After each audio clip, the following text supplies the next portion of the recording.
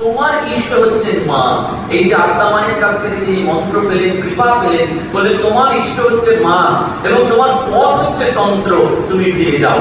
গুরুদেব ফিরে এলেন, এই সমাজের উন্নয়ন চাননি, তিনি চেয়েছিলেন মানুষকে উন্নীত করতে। কোথায় উন্নীত করতে? না, মানুষকে চেয়েছিলেন দেবত্বে উন্নীত করতে। সেজন্য গুরুদেব অপেক্ষা করতেন। কিরকম অপেক্ষা করতেন? আজও তিনি অপেক্ষা করছেন। বারবার তিনি বলেছেন যে আমার ছবির সামনে দাঁড়িয়ে কেউ প্রার্থনা করলেই আমি তার মনোবাঞ্ছা পূর্ণ করি।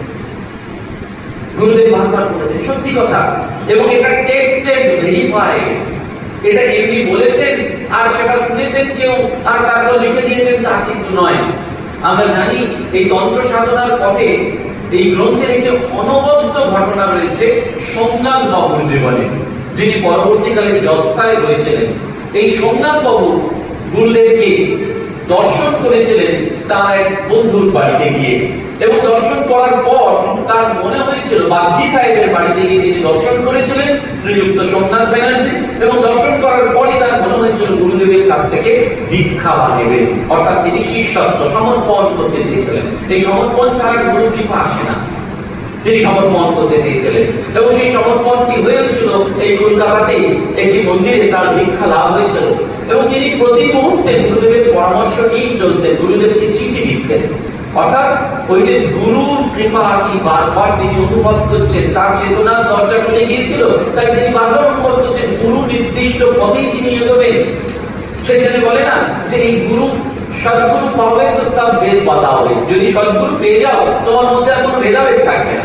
এরা সবাই সদ্গুরু, মহাসাধক। এরা নররূপে আবির্ভূত হয়েছে জীব তরাতে। জীব তরাতে এলেন ধরাতে বলা হয়। জীবকে দান করবার জন্য তিনি তারা আসেন।